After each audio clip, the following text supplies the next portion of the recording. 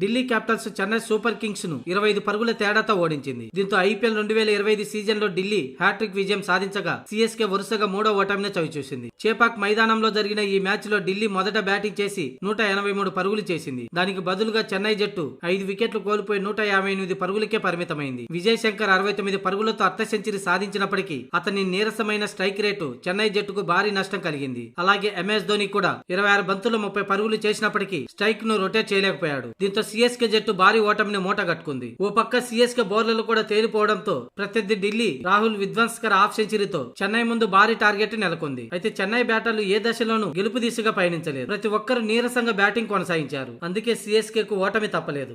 ఇక మ్యాచ్ అనంతరం తమ ఓటమిపై కెప్టెన్ రుతురాజ్ గైక్వాడ్ స్పందించాడు. ఈ చివరి 3 మ్యాచ్ల్లో మాకు ఏది కలిసి రాలేదు. అన్ని విధాలుగా ప్రయత్నించినా మెరుగవ్వలేకపోయాం. ఆశించిన ఫలితం దక్కపోవడం తీవ్ర నిరాశకు గురయ్యామని రుతురాజ్ గైక్వాడ్ పేర్కొన్నాడు. ముఖ్యంగా పవర్ ప్లేలో కీలక వికెట్లను కోల్పోవటం మా పతనం ప్రారంభమైంది. గత 3 మ్యాచ్ల్లోనూ ఇలాగే కొనసాగింది. ఈ విషయంపై మేము తదుపరి మ్యాచ్లో ఫోకస్ పెట్టాల్సి ఉంది. అలాగే బౌలింగ్ లో కూడా విఫలమయ్యాం. ప్రతి మ్యాచ్ లో 15 నుంచి 20 పరుగులు అదనంగా ఇస్తున్నాం. ఆ తర్వాత పవర్ ప్లేలో వికెట్లను కోల్పోవటం వరుస ఓటములకి ప్రధాన కారణమని రుతురాజ్ గైక్వాడ్ పేర్కొన్నాడు. పవర్ ప్లేలో మా బౌలింగ్ బ్యాటింగ్ అతి జాగ్రత్తగా వ్యవహరిస్తుండడమే మాకు నష్టం కలిగిస్తుందని రుతురాజ్ అన్నాడు. తదుపరి మ్యాచ్ లో సమిష్టిగా రాణించాల్సిన అవసరం ఉందని రుతురాజ్ అన్నాడు. ఢిల్లీ క్యాపిటల్స్ అద్భుతంగా బౌలింగ్ చేసింది. పిచ్ కండిషన్స్ ను అద్భుతంగా ఉపయోగించుకుంది. అందుకే ఆ జట్టుకు విజయం వరించిందని రుతురాజ్ గైక్వాడ్ పేర్కొన్నాడు.